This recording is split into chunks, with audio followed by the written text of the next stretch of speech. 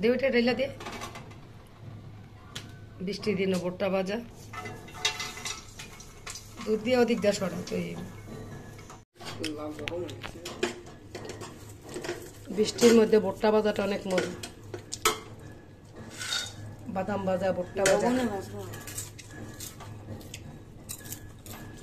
ওর জন্য ইয়া কর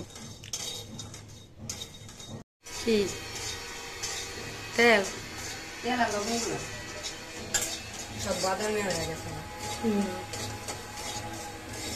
সত্যি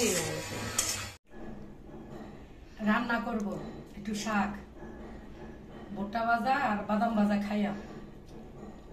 2 দিন ধরে বৃষ্টি কিছু দেখা যাইতেছে না। লবণ দিয়ে বাদাম ভাজলাম আর ভুট্টা ভাজলাম।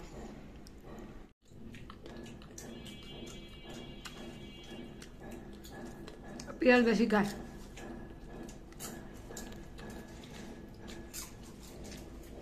সবসময় খালি বেশি খায়। আমি দিতে দেখাম না বাদাম লবণ দা ভাজা না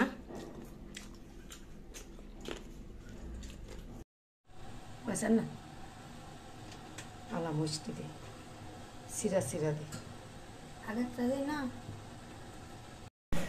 এটা গাছের কুমড়া পাতা গাছের কিন্তু আমরা সবই খাই। যেটা সার বেশি থাকে মজা লাগে না। আর এটা নিজে বোনা সারটা নাই। সার যদি থাকে তবে তিতা লাগে শাকটা। তো এই শাকটা খেতে অনেক মজা। এই কুমড়া শাকের পাতার বোড়া বাইজা খাইলে শুটকি মাছ দিয়া অনেক কিন্তু মজা। তা আজকে আমি ভাজি করলাম। আজকে কুমড়া শাক ভাজি করব। এটা বউ গাছের তাজা বউ নিয়ে আইছে।